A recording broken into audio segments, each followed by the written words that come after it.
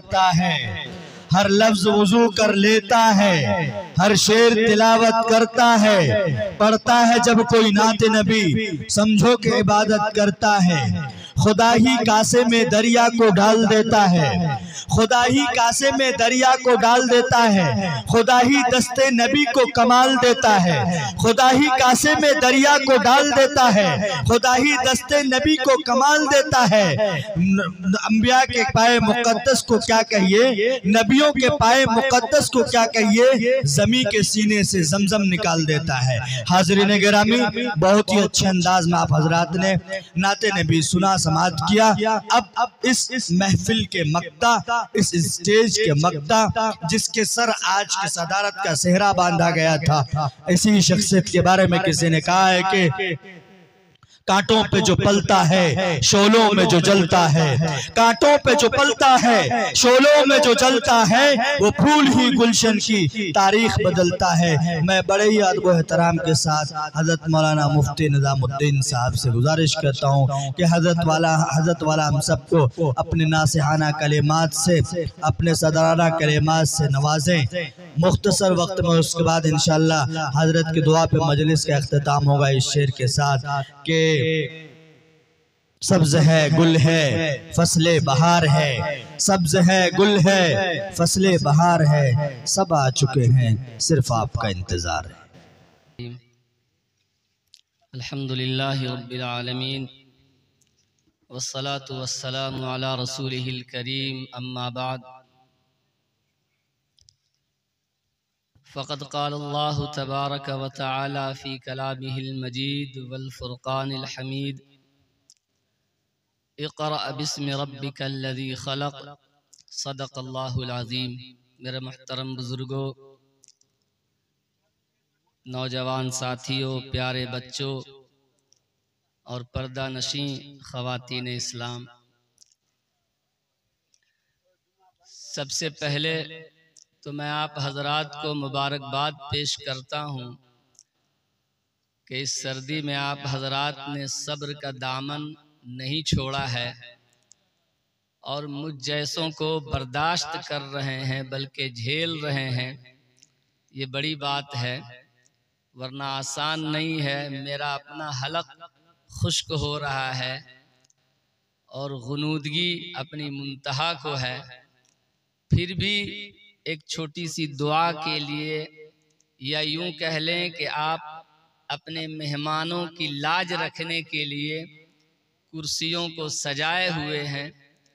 اللہ تعالیٰ آپ حضرات کے اس جذبے کو قبول فرمائے، اور یہ جو مکتب ہے اللہ اس جذبے کے صدقے اس کو ترقی دے، اس محلے کے بچے اور بچیوں کو اللہ علم نافع عطا فرمائے۔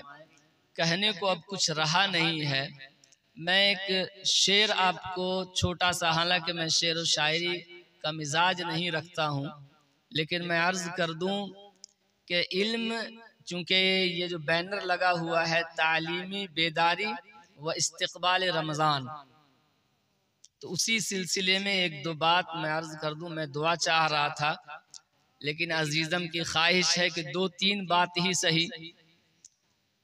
تو کسی نے کہا ہے کہ علم کی ابتدا ہے ہنگامہ، علم کی ابتدا ہے ہنگامہ، علم کی انتہا ہے خاموشی۔ تو اس دو مصرے کو اگر نچوڑ لے آدمی تو علم کا خلاصہ اس میں آپ کو مل جائے گا۔ استقبال رمضان کے متعلق ایک دو بات میں عرض کروں گا، بہت دو تین سطر کی۔ اس سے پہلے جو میں نے آیت سنایا ہے آپ کو اس تعلیمی بیداری کے موقع پر، اللہ فرماتا ہے اپنے نبی کریم صلی اللہ علیہ وسلم پر جب سب سے پہلے وحی نازل کی، اور قرآن کریم کی جو سب سے پہلی آیت نبی کریم پر اتاری ہے، اس کا تعلق پڑھنے اور پڑھانے سے ہے۔ اب تھوڑا سا پیچھے جائیں اور غور کریں کہ جس زمانے میں نبی کریم محبوب کبریا صادق المصدوق صلی اللہ علیہ وسلم پر یہ آیتیں اتر رہی ہیں، اس زمانے کی حالت کیا تھی؟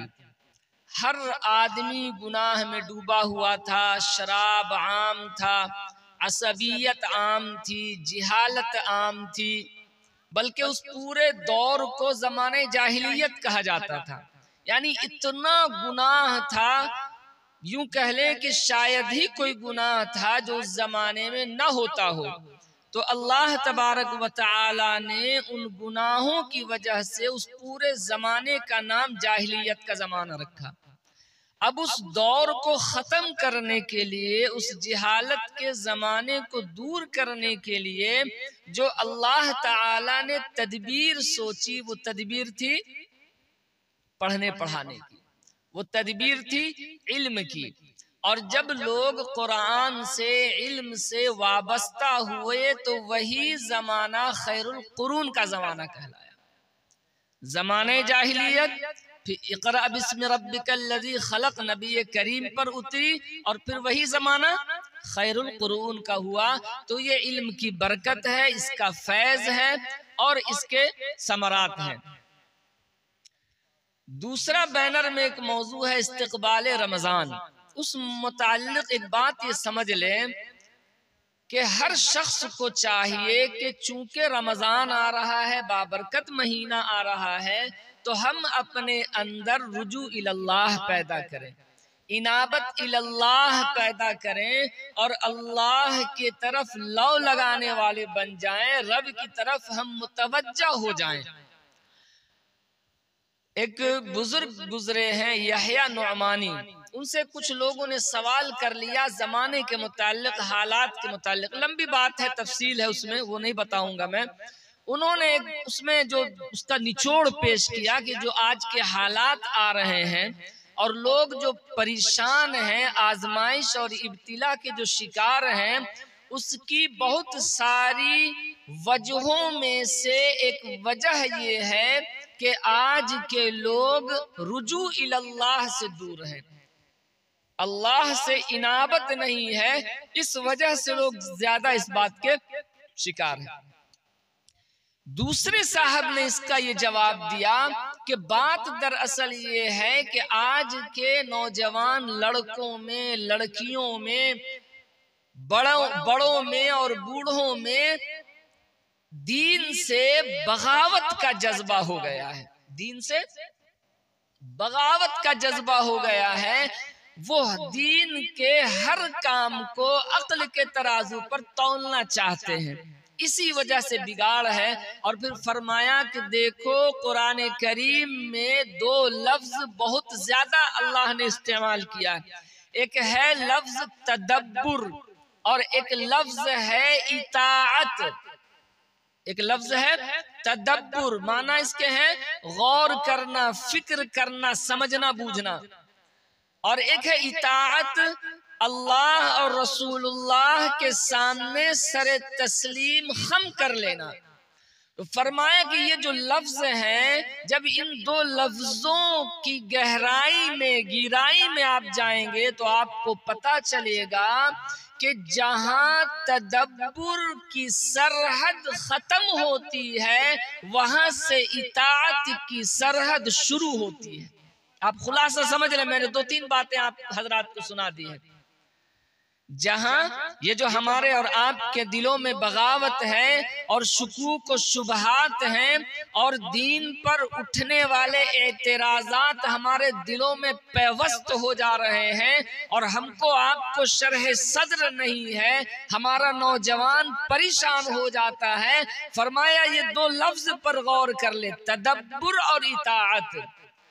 انسان، ہم اور آپ جو دیکھتے ہیں کہاں تک دیکھیں گے، ہماری عقل کہاں تک سوچے گی. فرمایا جب انسان کا تدبر ختم ہوتا ہے، اس کی سرحدیں ختم ہوتی ہیں تو اطاعت کا سرحد شروع ہوتا ہے. تو اسی دو بات کو ہم کو آپ کو سامنے رکھنا ہے. استقبال رمضان کرنا ہے، رجوع اللہ، انابت اللہ، توبہ اور استغفار اور اپنے گناہوں پر نادم ہونا ہے، اللہ سے معافی مانگنا ہے. یہی کمال ہے. اور ایک بات بتا کر میں دعا کے لیے ہاتھ اٹھا دوں کہ رمضان آ رہا ہے. نبی کریم صلی اللہ علیہ وسلم نے ایک موقع پر فرمایا کہ جس نے عشاء کی نماز جماعت سے پڑھ کر سویا، بستر پہ وہ گیا، عشاء کی نماز پڑھ کر سویا۔ فرمایا کہ اس نے گویا کہ اپنی آدھی رات عبادت میں گزاری۔ جس نے عشاء کی نماز پڑھ کر بستر استراحت پکڑا ہے، گویا کہ آدھی رات نماز میں، عبادت میں، اور جس نے فجر کی نماز پڑھ لی، گویا کہ اس نے پوری رات عبادت کی۔ تو ابھی سے ہم لوگ عادت بنا لیں، عشاء پڑھیں، فجر پڑھیں، تو ابھی سے ہماری آپ کی پوری رات عبادت میں شمار ہوگی۔ ابھی شب برات گزری ہے، آنے والے مہینے میں ہم کو آپ کو اللہ کرے کہ شب قدر میسر ہو۔ اگر اس کا ہم التزام کر لیں گے تو علماء، بہت سارے علماء کا نظریہ یہ ہے کہ جس نے عشاء اور فجر پڑھ کر، جس نے عشاء اور فجر پڑھ لیا اور اس رات شب قدر ہے، تو گویا کہ اس کو شب قدر مل گئی۔ اللہ تعالی ہم کو بھی، اللہ تعالی آپ کو بھی عمل والا بنائے، اور یہ جو مکتب ہے اللہ اس کو دین دونی رات چوگنی ترقیات سے نوازے، ہم کو ہمارے بچوں کے تعلیم کے بارے میں بیدار فرما دے۔ درود شریف پڑھ لیں، دعا کر دیں گے۔ اللہم صلی علی محمد۔ قریشہ خاتون بیمار ہیں، ان کے صحت کے لیے دعا فرمائے۔ اللہم صلی علی محمد وعلی آل محمد کما صلیت علی ابراہیم وعلی آل ابراہیم انک حمید مجید۔ اللہم بارک علی محمد وعلی آل محمد کما بارکت علی ابراہیم وعلی آل ابراہیم انک حمید مجید۔ اللہم لک الحمد حمدا دائما مع دوامک، اللہم لک الحمد حمدا خالدا مع خلودک۔ اللہم صلی علی محمد النبی الامی وعلی آلہ وسلم تسلیما۔ سبحان اللہ وبحمدہ، سبحان اللہ العظیم، عدد خلقہ ورضا نفسہ وزنۃ عرشہ ومداد کلماتہ۔ اللہم من احییتہ منا فاحیہ علی الاسلام، ومن توفیتہ منا فتوفہ علی الایمان۔ اللہم آنس وحشتنا فی قبرنا، اللہم ارحمنا بالقرآن العظیم واجعلہ لنا اماما ونورا وہدا ورحمہ۔ اللہم ذکرنا منہ ما نسینا وعلمنا منہ ما جہلنا وارزقنا تلاوتہ آناء اللیل وآناء النہار واجعلہ لنا حجتا یا رب العالمین۔ اللہم انا نعوذ بک من النفاق والشقاق، اللہم انا نعوذ بک من الفقر والکفر، اللہم انا نعوذ بک من الغم والحزن والجبن والبخل۔ اللہم اغفر وارحم وانت خیر الراحمین، یا ارحم الراحمین، یا اکرم الاکرمین، یا رب المساکین۔ ہم تمام کے حال پر رحم فرما، اے اللہ ہم تمام کے حال پر کرم فرما، عافیت کا، سہولت کا فیصلہ فرما۔ اے رب کریم اس مکتب کو دین دونی رات چوگنی ترقیات سے نواز دے۔ اے رب کریم جو بچے بچیوں نے پروگرام پیش کیا ہے، اللہ ان تمام کے علم میں اضافہ فرما دے۔ ہم سب کو علم نافع عطا فرما، عمل صالح عطا فرما، ہر طرح کے معصیت سے، گناہوں سے ہم سب کی حفاظت فرما۔ اے اللہ اس پورے علاقے میں امن و امان کا قیام فرما۔ اے اللہ اتحاد اتفاق کی فضا کو عام فرما۔ اے رب کریم ہم میں جو بیمار ہیں ان تمام کو شفائے کاملہ عاجلہ مستمر عطا فرما۔ اے اللہ بلا تفریق مذہب سبوں کو فیض پہنچا۔ اے رب کریم ہمارے پڑوسیوں کو فیض پہنچا۔ اے اللہ ہمارے پڑوسوں میں بہت سارے لوگ ہیں، ہندو بھی ہیں، مسلمان بھی ہیں، سکھ بھی ہیں، عیسائی بھی ہیں، بڑے بھی ہیں، چھوٹے بھی ہیں، مرد بھی ہیں، عورتیں بھی ہیں۔ اے اللہ سبوں کو صحت عطا فرما۔ اے اللہ سبوں کو صحت و تندرستی عطا فرما۔ اے اللہ سبوں کو عافیت دارین عطا فرما۔ اے رب کریم سبوں کو ایمان والا بنا، سبوں کا ایمان پر خاتمہ نصیب فرما۔ اے اللہ ہدایت کو عام فرما دے۔ اے رب کریم قرآن کریم کے فیض کو عام فرما دے۔ اے اللہ قرآن کریم کی برکت سے پورے علاقے کو اے اللہ اپنے حفظ و امان میں رکھ لے۔ اے کریم آقا، اے رب کریم ہم سب پر رحم فرما دے۔ اے کریم آقا ہم سب پر کرم فرما دے۔ اے اللہ جو ظلم کرتے ہیں ان کو ان کے ظلموں سے روک دے۔ اے اللہ مظلوموں پر رحم فرما دے، مظلوموں کی دستگیری فرما دے۔ اے رب کریم جو ناجائز مقدمات میں پھنسے ہوئے ہیں اے اللہ ان کو ان سے خلاصی عطا فرما۔ خواہ ان کا تعلق کسی بھی برادری سے ہو، اے رب کریم جو بھی پریشان ہیں ان کی پریشانیوں کو دور فرما، بلا تفریق مذہب و ملت اے اللہ ان تمام کی پریشانیوں کو دور فرما دے۔ اے کریم آقا انسانیت پر رحم فرما، انسانوں پر رحم فرما، اے اللہ اس ملک میں بسنے والے لوگوں پر رحم فرما، اس ملک کی حفاظت فرما، اے اللہ اس ملک کی سالمیت کے لیے اے اللہ ہم سب کو قبول فرما، اے رب کریم ہم سب کے جائز تمناؤں کی پیارے نبی کے صدقے اللہ عافیت کے ساتھ تکمیل فرما۔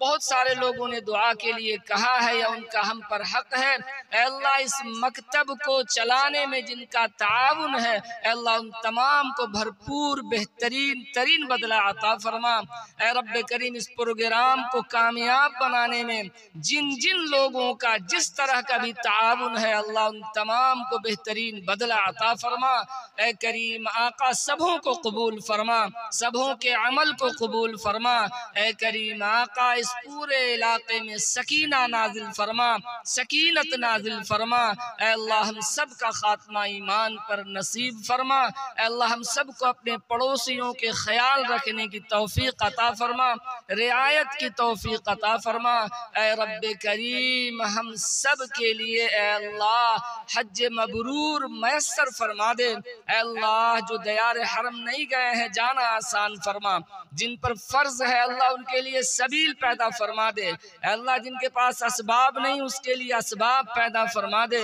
روضہ اطہر پر ہم سب کو حاضر ہو کر صلاۃ والسلام پڑھنا نصیب فرما، اے کریم آقا پیارے نبی کے صدقے ہماری دعاؤں کو قبول فرما، جزا اللہ عنا محمدا ما هو اہلہ صلی اللہ علیہ وسلم برحمتک یا ارحم الراحمین۔